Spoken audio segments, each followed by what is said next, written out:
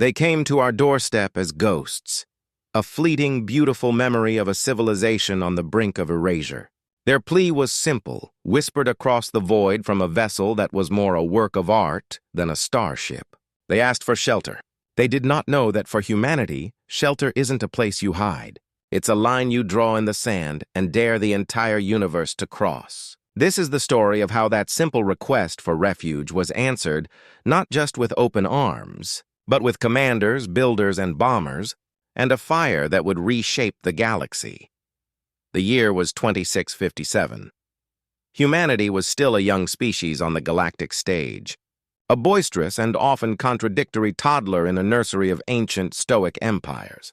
We had achieved faster-than-light travel only a few centuries prior, and our small sphere of influence was a minor, almost ignored bubble on the vast star charts of the elder races. We were known for our chaotic politics, our volatile emotions, and our primitive, if surprisingly effective, kinetic-based weaponry.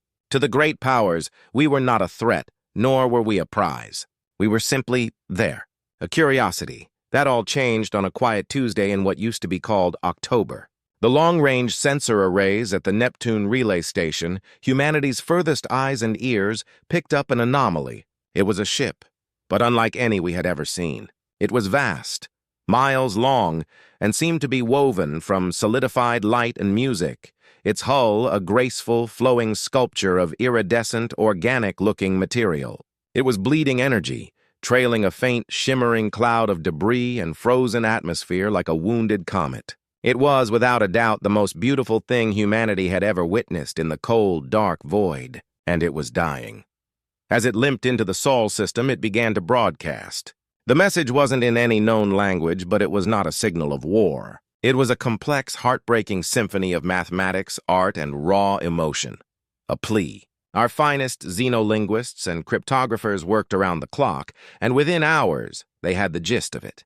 It was a distress call from a species called the Lyrans, and they were the last survivors of a great and ancient civilization. They were fleeing an enemy they called the Cathar Imperium, a relentless, expansionist power that did not conquer but consumed.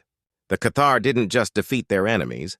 They erased them, scouring their worlds, destroying their art, and wiping their very history from the galactic record. The Lyran ship, the Star Weaver, was an ark.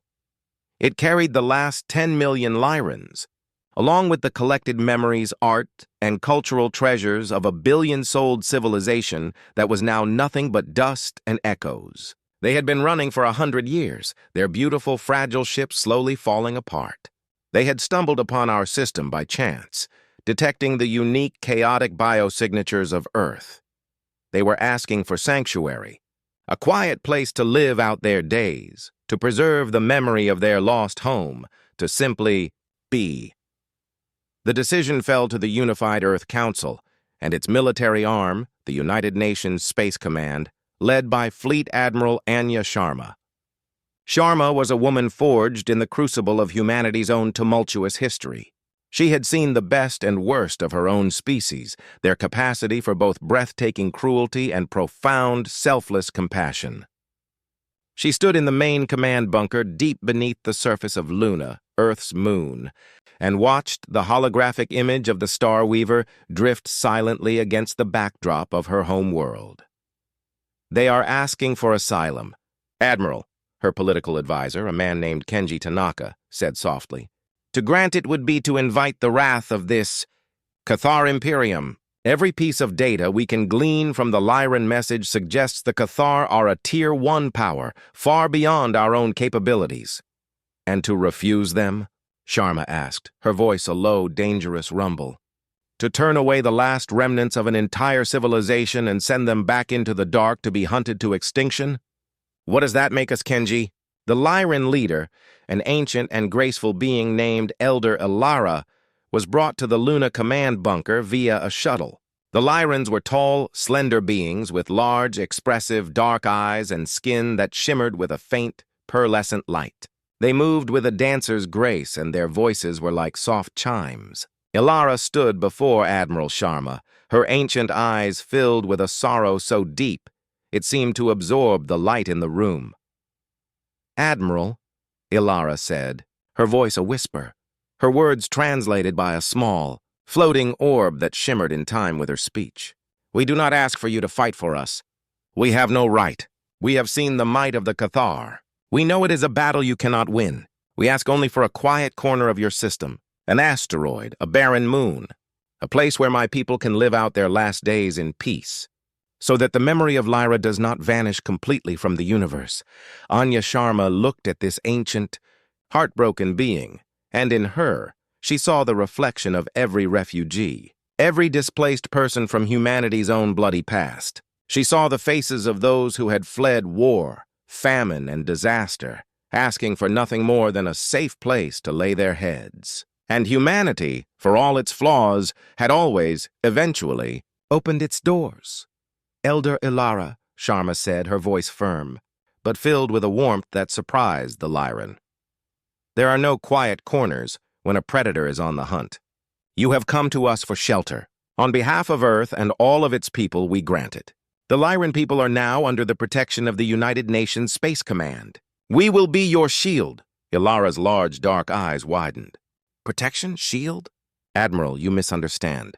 We do not wish for you to die for us. We simply need a place to hide." Sharma gave her a small, grim smile. It was a smile that Ilara would come to understand in the weeks and months ahead. It was the smile of a species that did not differentiate between offering a guest room and fortifying the entire house. "Elder Ilara," she said softly, "you have come to the wrong species for hiding. We don't do quiet. But I promise you this, your people will have a home here, and anyone who tries to take it from you will have to go through us." The Lyrans were given a temporary home in the vast, biodomed cities on Luna, while human engineers and medical teams swarmed the dying Starweaver, working frantically to stabilize its systems and tend to the weary refugees. The Lyrans, for the first time in a century, felt a glimmer of hope. They were touched by the humans' earnest, almost frantic hospitality. But they were also confused. The humans moved with a military precision that was unsettling. Their aid was not just compassionate, it was logistical. They didn't just offer food, they calculated caloric needs and established supply chains. They didn't just offer shelter. They set up defensive perimeters and assigned security details. The confusion turned to terror a few weeks later. A single, ominous ship appeared at the edge of the Sol system. It was a Cathar scout vessel, a jagged, brutalist piece of engineering that seemed to absorb the light around it. It hung in the darkness like a shard of obsidian, radiating pure malice. It scanned the system, its sensors lingering on the Starweaver docked at Luna. Then, it broadcast a message, not a plea, but a decree. The being on the screen was Grand Marshal Vorlag of the Cathar Imperium. He was a nightmare of chitinous plates and razor-sharp mandibles, his form a testament to 1 billion years of brutal, predatory evolution. His voice was a guttural snarl translated into harsh, clipped English. "To the primitive species of Sol 3, the message began. You are harboring fugitives. The life forms you call the Lyrans are a historical anomaly slated for erasure. They are the property of the Cathar Imperium. You have one of your days to deliver the Ark ship and all its occupants to us. Refusal will be interpreted as an act of rebellion, and the Imperium does not tolerate rebellion. The fate of the Lyrans will become your own." The screen went blank. Elder Ilara and her people were plunged into despair. This was what they had feared. They had brought their doom to the doorstep of these kind, but foolishly brave young humans.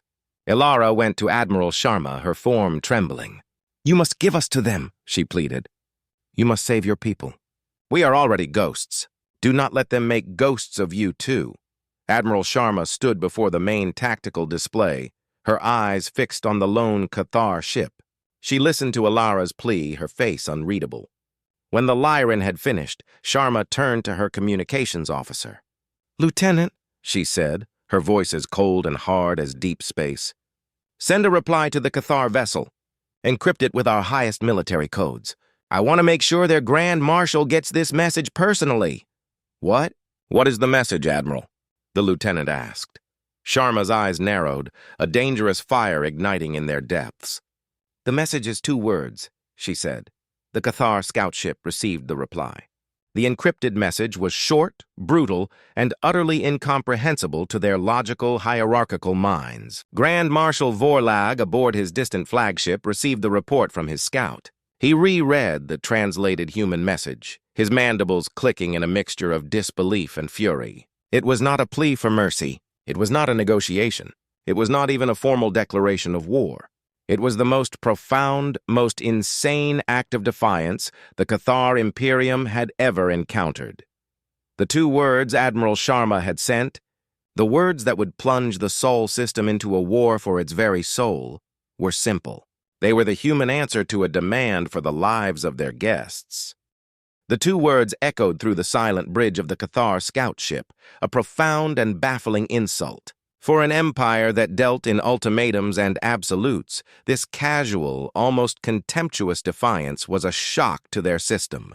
The message was relayed to Grand Marshal Vorlag's flagship, the Wrath of Ages, deep in Cathar territory. Vorlag, a being whose entire existence was predicated on the unquestioning obedience of lesser species, stared at the translated words on his command screen. A low, dangerous growl rumbled in his chest. These primitives, these soft-bodied, emotionally unstable apes, had not just refused his demand, they had mocked him. "They are a child race throwing a tantrum," Vorlag snarled to his subordinates. "They do not comprehend the consequences of their actions. They have signed their own death warrant and the warrant of their pets."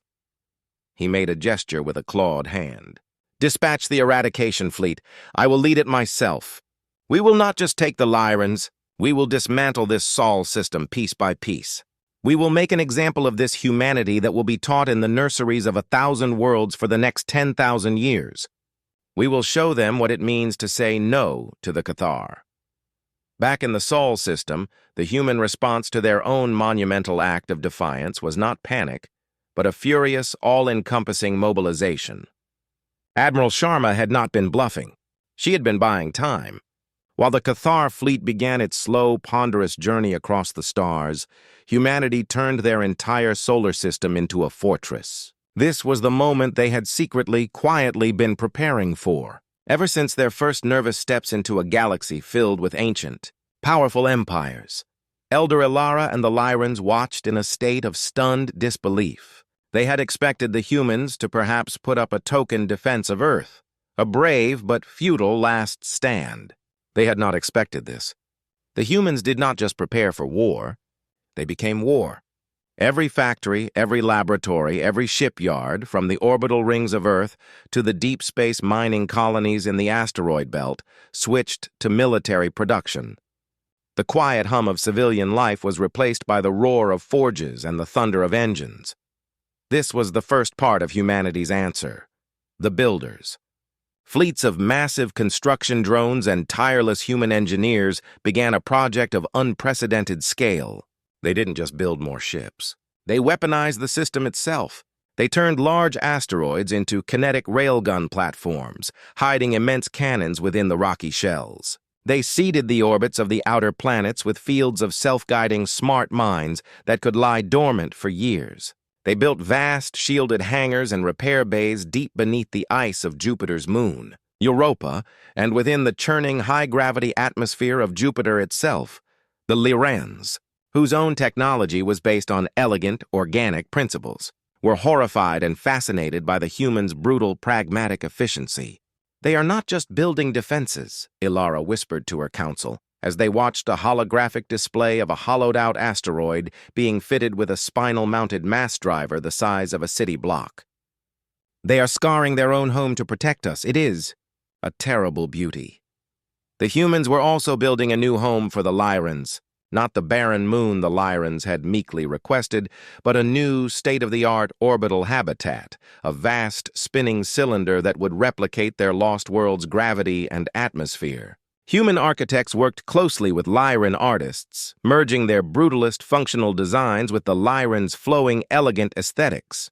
The result was a structure that was both a fortress and a sanctuary, a symbol of the strange new partnership being forged in the fires of impending war. Then came the second part of the answer: the commanders. Admiral Sharma and her staff at UNSC Command became the central nervous system of a system-wide defense. They were not just admirals and generals. They were logisticians, strategists, and psychologists. They analyzed the limited data on the Cathar, identifying potential weaknesses in their rigid, predictable tactics. The Cathar fought like a hammer, seeking to smash their opponents with overwhelming force. Sharma planned to fight like a rapier, with feints, parries, and quick, unexpected thrusts. She deployed humanity's small, fast fleet not in a defensive line around Earth, but scattered it throughout the system, in ambush positions, in asteroid fields, in the turbulent upper atmospheres of the gas giants. Her strategy was not to meet the Cathar head-on, a fight they would surely lose. Her plan was to bleed them, to harass them, to make their simple eradication campaign a long, frustrating, and costly nightmare. The third and most terrifying part of the answer was the bombers. This was not just a reference to their ships, but to the spirit of their warriors. Human pilots, soldiers, and Marines were mobilized. They were a chaotic, diverse group, hailing from every nation and culture on Earth.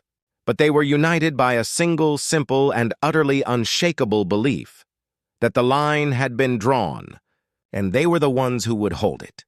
The Lyrans watched, wide-eyed as human soldiers, encased in bulky armor and carrying what looked like primitive projectile weapons, trained with a ferocious intensity. They saw no fear in their eyes, only a grim, burning resolve. When the Cathar eradication fleet finally arrived, it was a sight that would have broken a lesser species. Thousands of their jagged, obsidian warships tore open hyperspace, a wave of darkness that blotted out the stars.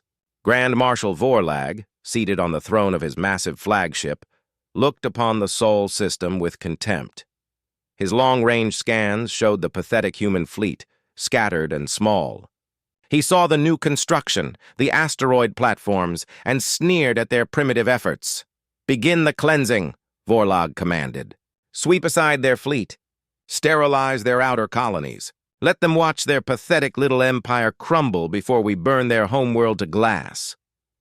The Cathar fleet surged forward, a perfect, logical formation of overwhelming power. But as they entered the asteroid belt, the battle began not with a grand clash, but with a series of jarring, unexpected shocks. Hidden railgun platforms, their positions perfectly calculated by human strategists, fired massive slugs of depleted uranium at near-light speed, ripping through the shields of the lead Cathar cruisers. Fields of smart mines, silent and invisible until the last moment, detonated in devastating chain reactions, shattering Cathar formations.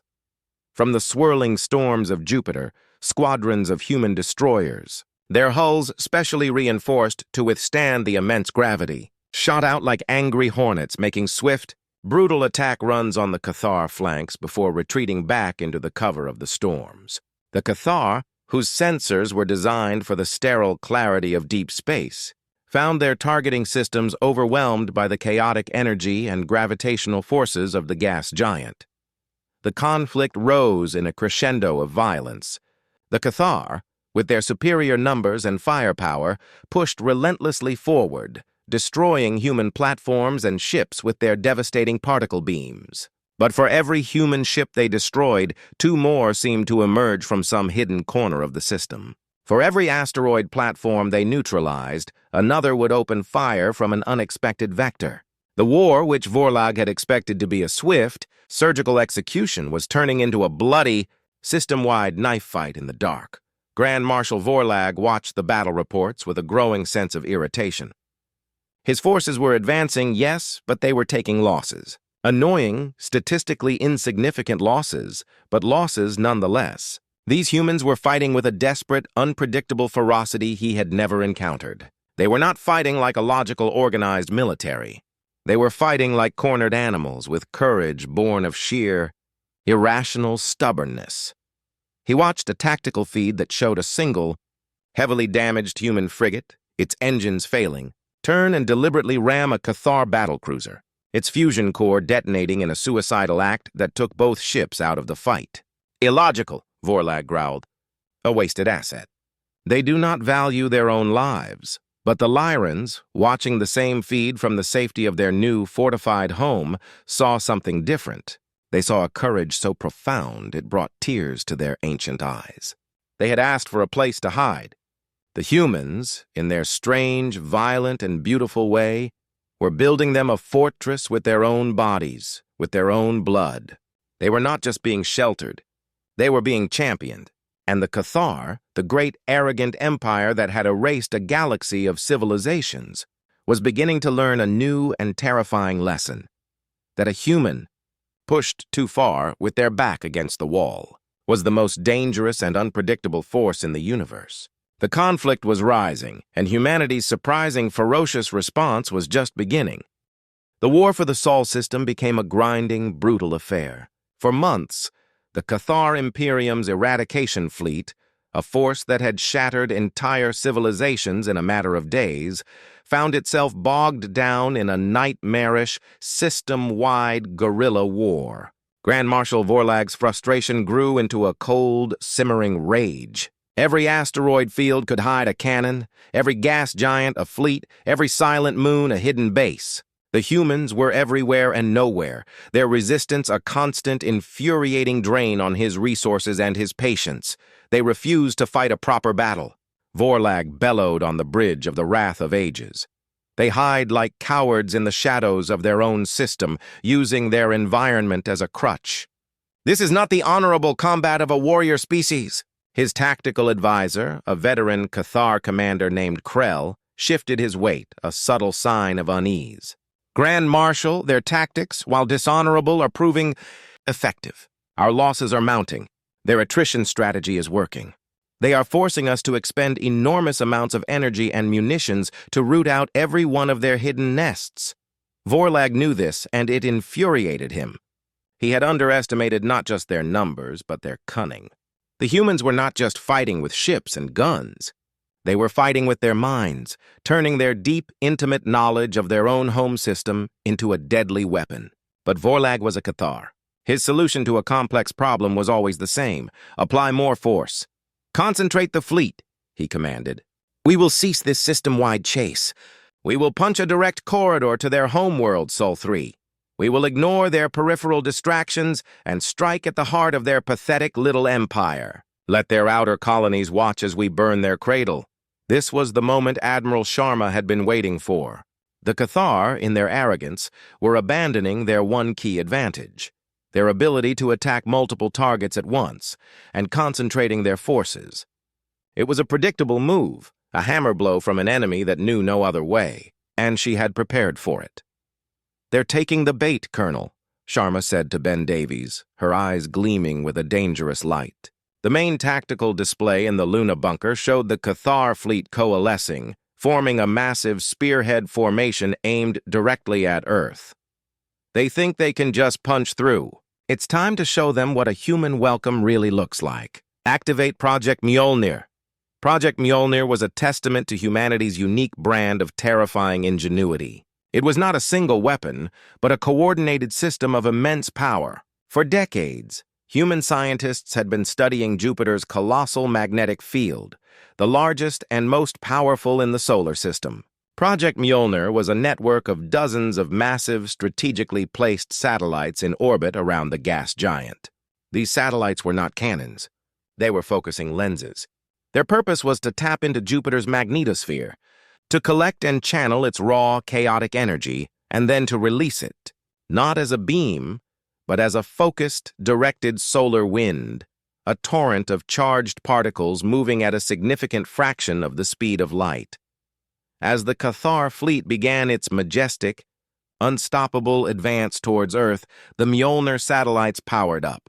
From the perspective of the Cathar, nothing seemed to happen. Their sensors, designed to detect conventional energy weapons and ship signatures, registered only the familiar chaotic background radiation of Jupiter. "All clear for the inner system transit," the Cathar fleet's navigator reported. "Human resistance appears to have collapsed in this sector."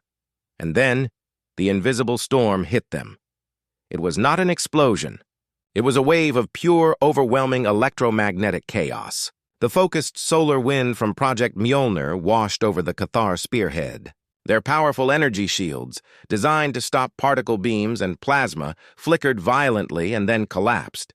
They were not designed to withstand a sustained, overwhelming bath of pure electromagnetic energy on this scale. It was like trying to stop a tsunami with a sheet of paper. With their shields down, the Cathar ships were suddenly vulnerable, and their own systems began to fail. Their sophisticated energy weapons, which relied on stable magnetic containment fields, overloaded and shorted out. Their navigation systems, reliant on precise stellar readings, were flooded with garbage data, sending their ships into uncontrolled spins. Their internal communications dissolved into a howl of static. The mighty Cathar Eradication Fleet, a symbol of galactic dominance, was suddenly blind, deaf, and defenseless, adrift in a storm of humanity's making. And then, the human fleet, which had been hiding in the shadows of Jupiter's moons, attacked. They surged forward, not as a scattered guerrilla force, but as a unified, avenging hammer.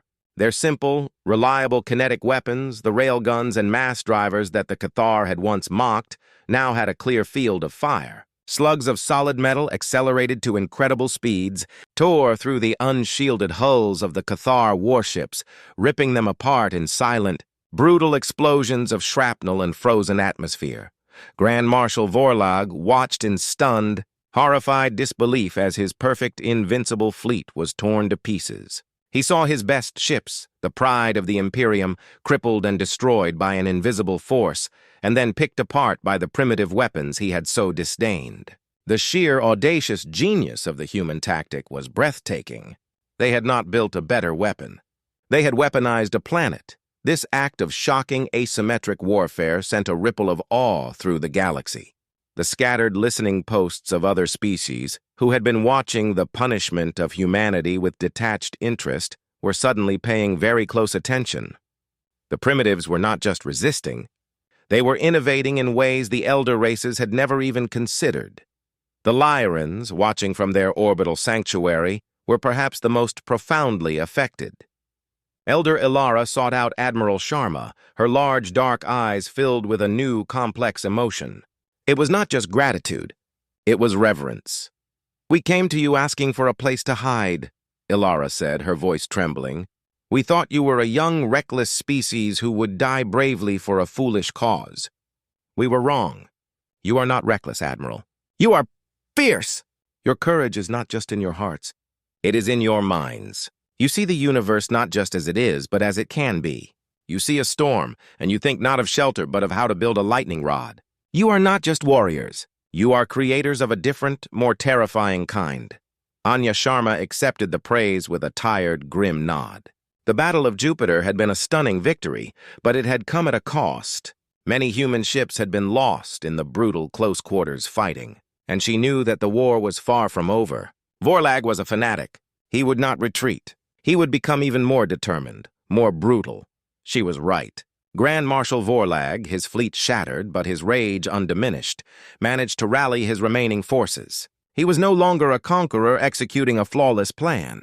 He was a wounded predator lashing out with a blind fury. He had lost thousands of ships, but he still had his flagship, the Wrath of Ages, and a core of his most powerful vessels. He abandoned all pretense of strategy. He had one goal, one target. He would not burn Earth's cradle. He would crack it. He ordered his remaining ships to power up their ultimate weapon, a weapon so devastating it was used only for the most extreme acts of planetary sterilization, the World-Breaker Cannon. The human tactic had shocked the aliens. Now, their courage was about to be tested in a final, desperate crucible of fire and sacrifice. The Battle of Jupiter was a turning point, a moment that sent shockwaves of disbelief through the Cathar Imperium and whispers of awe across the rest of the galaxy. Humanity had not just survived. They had outthought, outmaneuvered, and brutally humbled a force that was, on paper, infinitely superior. But the victory was a breath, not a resolution. Grand Marshal Vorlag, his pride shattered and his fleet in ruins, was now driven by a singular burning obsession: vengeance. He gathered the remnants of his eradication fleet, a core of several hundred of his most powerful warships, including his monstrous flagship, the Wrath of Ages. All semblance of tactical finesse was gone. He was no longer trying to conquer the system. He was trying to kill it.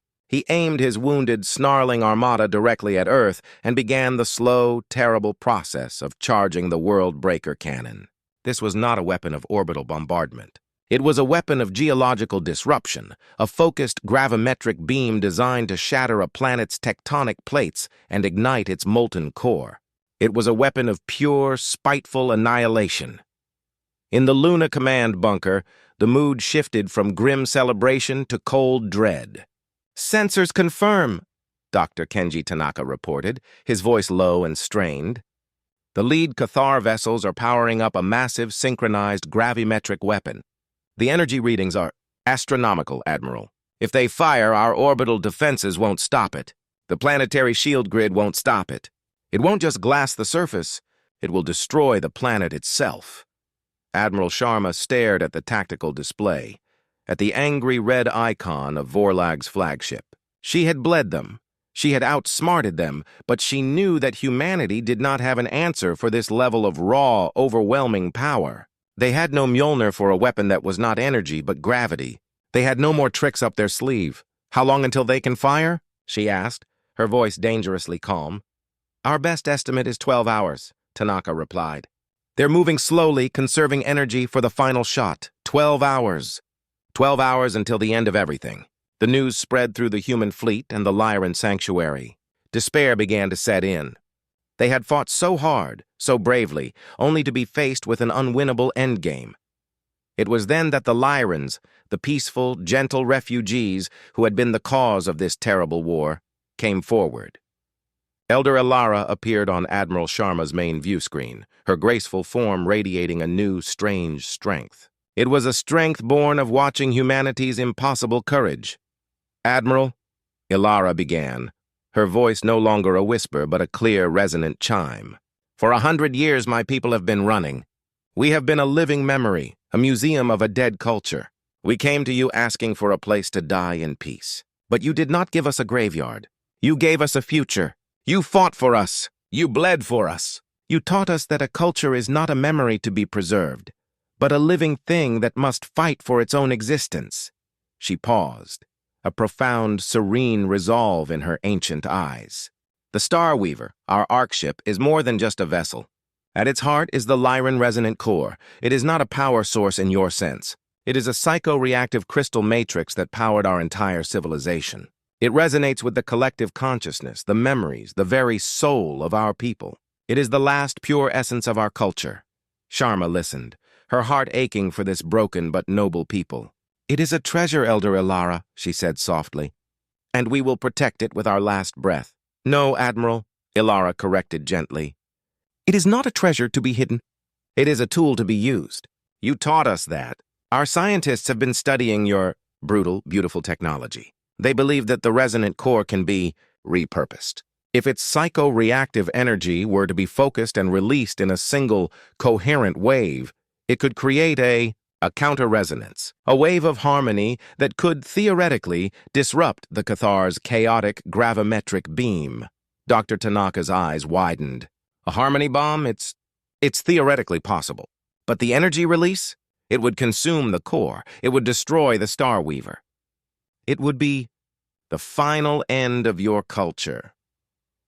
"A culture is its people, not its artifacts," Elara stated, a sad, beautiful smile gracing her features. "Our culture died when we began to run. Our new culture began the day your admiral looked a tyrant in the eye and said, 'Come get them. This is our choice, Admiral. It is our turn to build a shield. Let us be the fire that saves the dawn.' The climax was set. It was a desperate, suicidal plan that merged the Lyran's esoteric, spiritual technology with humanity's grim, pragmatic desperation. Human engineers and Lyran scientists worked side by side on the Starweaver, turning the beautiful ancient arc ship into a weapon of unimaginable power. They stripped away its elegant outer hull, exposing the pulsating, crystalline resonant core. They jury-rigged human-designed magnetic focusing coils around it, turning the heart of a civilization into the barrel of a cannon. The human fleet, what was left of it, gathered for one final desperate charge. Their mission was not to stop the Cathar fleet, but to buy time, to fly into the teeth of the enemy, to die in droves. to give the Star Weaver the precious minutes it needed to position itself and fire. As the Cathar's World-Breaker cannon reached the final stage of its charging sequence, Admiral Sharma gave the order. The human fleet, a battered but unbroken collection of ships, charged forward. It was a suicide run, a glorious, insane act of defiance. They threw themselves at the Cathar fleet, their railguns blazing, their pilots screaming war cries over the comms, their only goal to draw fire, to be a distraction. Grand Marshal Vorlag watched the pathetic charge with contempt. "Fools," he snarled. Their final illogical spasm. He ignored them, focusing his attention on the final targeting solution for Earth. But behind the suicidal charge of the human fleet, the Star Weaver moved into position. Its graceful, flowing lines were now marred by the crude but effective human technology bolted to its hull. At its heart, the resonant core began to glow with a light so pure and bright it seemed to heal the darkness of space around it. Elder Ilara and her people, gathered on the bridge, joined their minds, pouring 100 years of sorrow, of loss, of gratitude, and of newfound hope into the core. "Now, Admiral," Ilara's voice whispered over the comm. "Fire," Sharma commanded, her voice breaking. The World-Breaker cannon unleashed its beam, a silent, terrifying lance of pure gravitational distortion that reached out to kill a world. At the exact same instant, the Star Weaver unleashed its own. It was not a beam of light or energy. It was a wave of pure, concentrated harmony, a chord of cosmic music that sang of creation and life. The two forces met in the void between Earth and the Cathar fleet. There was no explosion. There was only a moment of profound, impossible silence. The Cathar's chaotic, destructive beam of gravity was met by the Lyran's perfect, creative wave of harmony. And for a single, breathtaking instant, they canceled each other out. The universe held its breath. Then reality itself tore. The collision of two such fundamental opposing forces created a backlash, a catastrophic and unpredictable wave of spatial distortion that erupted outwards. The Star Weaver, its purpose fulfilled, dissolved into a shower of pure, gentle light, its final song echoing in the minds of every human and Lyran in the system. The Cathar fleet, caught at point-blank range, was engulfed by the spatial wave. Their ships were not destroyed. They were changed, twisted, warped, their brutalist angles softened, their internal systems fused into strange new configurations. The wrath of ages itself was caught in the wave. Grand Marshal Vorlag was thrown from his throne as his ship screamed, not in destruction, but in transformation. He looked at his view screen and saw the wave wash over Earth. It did not harm the planet. Instead, where it touched, the Aurora Borealis erupted in a riot of impossible, beautiful colors, a final, gentle touch from the soul of the Lyran people. The war was over. The climax had not been a victory of arms, but a sacrifice of soul. A desperate gamble that had saved a world and, in a strange, beautiful twist, had not just defeated an enemy, but had irrevocably and profoundly rewritten them. The silence that descended upon the Sol system in the wake of the Harmony cannon's firing was deeper than the absence of sound. It was the silence of awe, of grief, and of a profound universe-altering change. The Cathar fleet, or what was left of it, was adrift. Their ships were crippled, not by explosions, but by the strange, transformative energy of the Lyran sacrifice. Their weapons were inert, their engines fused, their brutalist architecture warped into surreal, almost organic shapes. They were no longer instruments of war. They were monuments to a failed ideology. Grand Marshal Vorlag stood on the bridge of his flagship, the once mighty Wrath of Ages, and stared at the spectacle of his defeat. He was not just a beaten commander. He was the witness to a miracle that his logical, predatory mind could not process. He had come to erase a species, and had instead seen that species sacrifice everything for another. He had unleashed the ultimate weapon of destruction, and had seen it neutralized by a song. His entire understanding of power, of will, of the very nature of the universe had been shattered. On Earth, and in the orbital sanctuary that was now the sole home of the Lyran people, a shared, silent mourning took place. They had lost the Star Weaver, the last physical link to their history. But in its place, they had forged something new, an unbreakable bond with humanity, a shared future built on the ashes of a shared sacrifice. The beautiful, impossible aurora that now danced in Earth's skies was a constant reminder of the Lyran's gift, a final masterpiece painted across the heavens. Admiral Anya Sharma, her face streaked with tears, watched the silent, drifting Cathar fleet. The war was won. The threat was over. But the path forward was uncertain. "They are broken, Ben," she said to Colonel Davies, her voice hoarse with emotion. "Beaten, what do we do now?" "We show them what it means to be human," Davies replied softly. "We've shown them our commanders, our builders, and our bombers. Now we show them our doctors, our diplomats, and our engineers." The decision was made. Humanity did not press its advantage. They did not destroy the helpless Cathar fleet. Instead, in an act of compassion that would become a legend across the galaxy, they sent out rescue teams. Medical shuttles, repair drones, and humanitarian aid were dispatched to the drifting enemy ships. The Cathar, who had come to deliver annihilation, were instead met with help. Vorlog and his crew watched in stunned disbelief as human ships, small and unassuming, docked with their crippled vessels. They saw human medics without weapons move through their corridors, offering aid to their wounded. They saw human engineers working to restore basic life support to their damaged ships. It was the final devastating blow to the Cathar psyche. It was an act of mercy so profound, so illogical, that it finished the work the Harmony Cannon had begun. It broke them completely. Grand Marshal Vorlag, humbled and shattered, agreed to a formal surrender. He was brought to the Luna Command bunker, not as a prisoner of war, but as a defeated envoy. He stood before Admiral Sharma, his massive chitinous form stripped of all its former arrogance. "Why?" Vorlag rasped, the single word a guttural sound of pure, agonizing confusion. "You won. You had us at your mercy.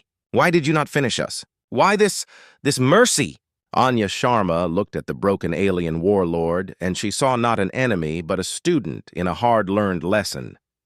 "Because the Lyrans didn't sacrifice themselves just to save us, Grand Marshal," she said, her voice quiet but firm. "They sacrificed themselves to teach a lesson. That creation is stronger than destruction. That harmony is more powerful than chaos. We honor their sacrifice not by continuing the cycle of violence, but by starting a new cycle of understanding. We didn't just fight to survive. We fought for the right to be better than you." The emotional resolution for the Cathar Imperium was a long and painful one. The story of their defeat in the Sol system and the incomprehensible mercy of the humans spread throughout their empire. It led to a cultural schism, a great reevaluation of their entire predatory philosophy. They had built their empire on the principle of might makes right. Humanity and the Lyrans had shown them a new, more powerful principle: sacrifice makes sacred. The relationship between humans and Lyrans blossomed. They were no longer protector and refugee, but partners. Two halves of a new, unique whole. Human pragmatism and ferocity were tempered by Lyran artistry and wisdom.